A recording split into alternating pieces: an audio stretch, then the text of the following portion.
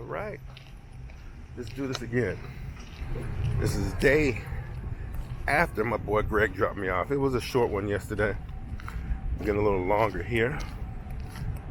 Yeah, it's starting to do that little thing that I was thinking it was going to do. Anyway, I've got 4 more sessions, y'all. 4 more sessions, and there is nobody as excited as I am for them to come. No one is excited as me. Believe me. I want to say, got one of my friends. He actually finished his last treatment today. He's a guy in the Army, an Army friend. And I'm happy for him. I didn't know that he was military until the other day when we were talking. He said the VA had actually sent him out here. Funny because I had an option between going to the VA, through the VA, or Kaiser. Because of me retiring with the DOJ, I've actually purchased into their insurance program, and I actually have insurance through the VA, which comes free as a benefit of serving in the United States Air Force. I think it's awesome. And I can go through the VA, and since I am a 100% disabled veteran, lots of times, most of us veterans that are 100%, they don't look like it. But believe me, if you could see a picture of my knees, if I could show you my knees or how I feel in the morning, you can see. And it's always interesting when I think about looks. Looks, what might look healthy to you or what might be a good situation for some is not like that for others. I joked many times. I showed you my handicap placard, called it my golden ticket. Lots of times, when I'm pulling into a handicap spot, because there are none sometimes, I don't mind walking, when there's available.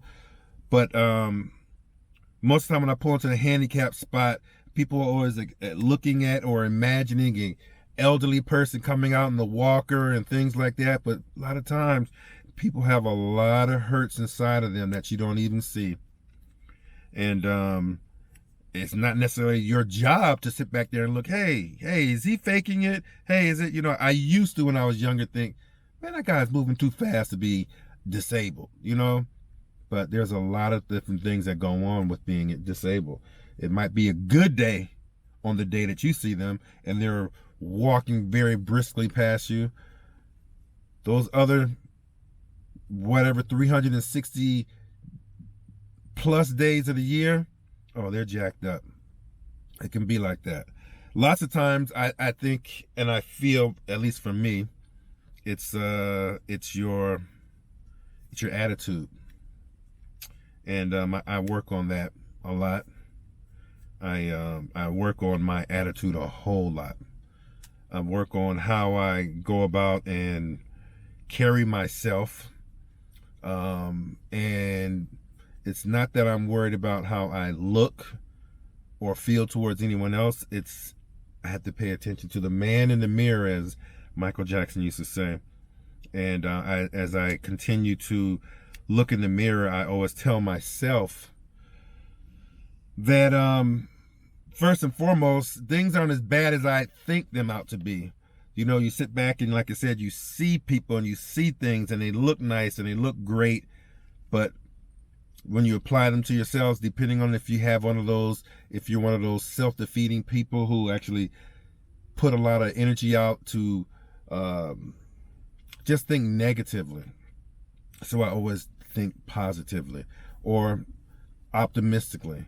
Like, okay, well, it might be bad now, but, in an hour, it's going to be better. Or, I'm having a bad day today, but tomorrow's going to be better. Now, I also know that tomorrow is not guaranteed. So the optimism, that's where the optimism kicks in, where you sit back and you say, okay, well, you know what? Tomorrow is not guaranteed. And I'm counting on tomorrow to come. So in the interim, I'm going to keep on pressing and being positive. There are better days coming. There are better times coming. The hour ahead is going to be even better than this one right now. Things of that nature. And that's where I keep my mindset on. So yesterday, you saw my friend Greg. He brought me in my car. You know, these new vehicles. I'm so looking forward to the day we get out of what did he call that? Combustible engine. I'm looking forward to getting myself an electric vehicle soon. I know that's going to be something in the past that folks in the future are going to be like, wow, if you look at this probably 10, 15 years from now, you'll probably be like saying, yeah, those gas combustion engines suck. Those old school cars. Yeah, they've had a great run for what, 100 years? They've had a great run, these vehicles have. But these electric vehicles, I'm so looking forward to them.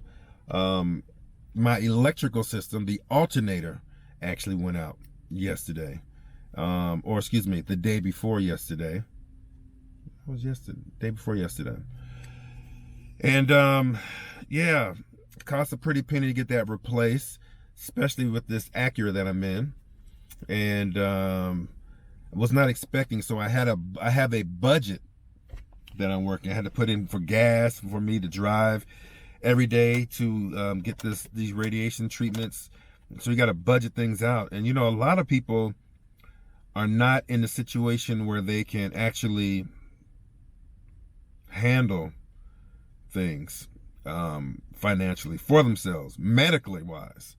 You know, currently right now, the situation in the recession that we're in here in 2022 in America, and you hear about a lot of people who have to make a choice between buying food or buying medicine. And I can say that I am absolutely blessed to be able to say that I can afford both at this time, and to be even able to talk about a budget and be able to handle this momentary setback of a cost overrun with this alternator mine that went out. So with all that being said, with the electric cars, they're going to just not going to work, obviously, if it runs out.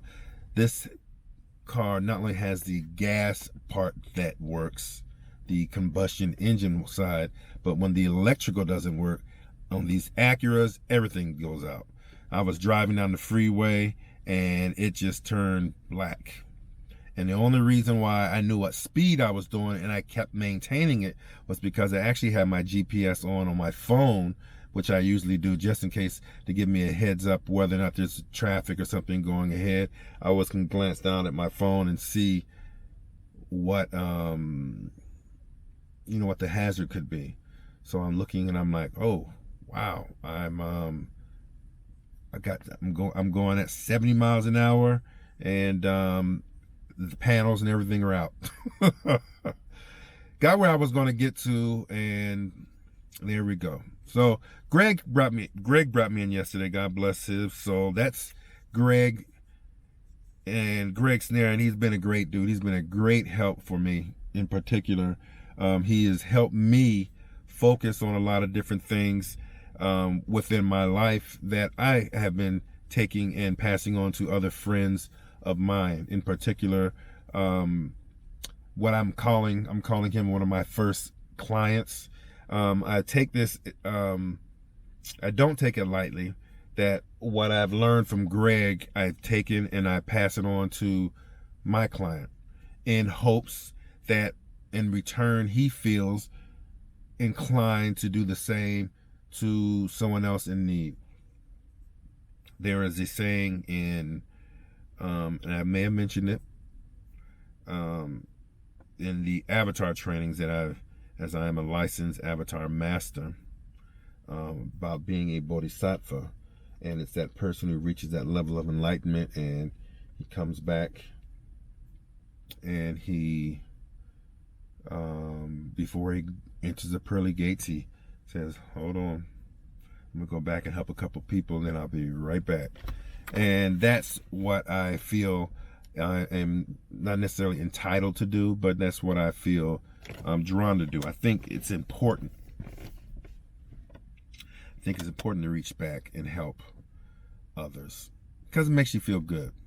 Ultimately, that's what it does. It makes you feel good to go out and help others, and being in a position to help others. Lots of times people are so self-centered. I have the analogy that I have, because I'm planning on writing a book, and in my book there is a statement that I have where there's a statement that I have.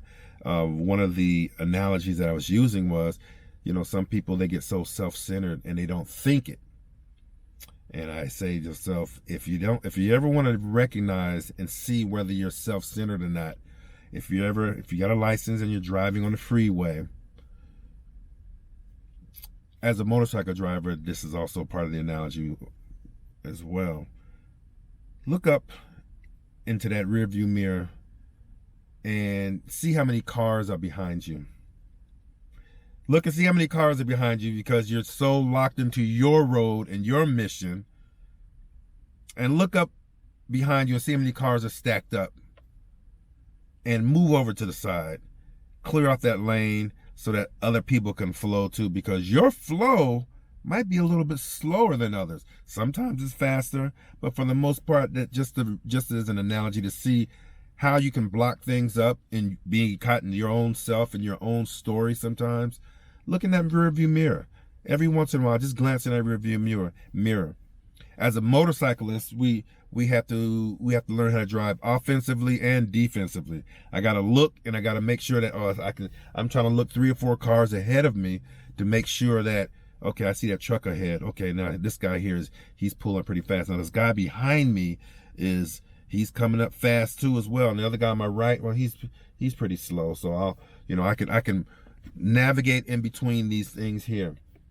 So I say, just every once in a while, just look up, because there are some people who just are locked in on their wheels and they're just looking forward, or they're caught and they're daydreaming while they're driving and not even aware of what's going on around them. There are other people who are just as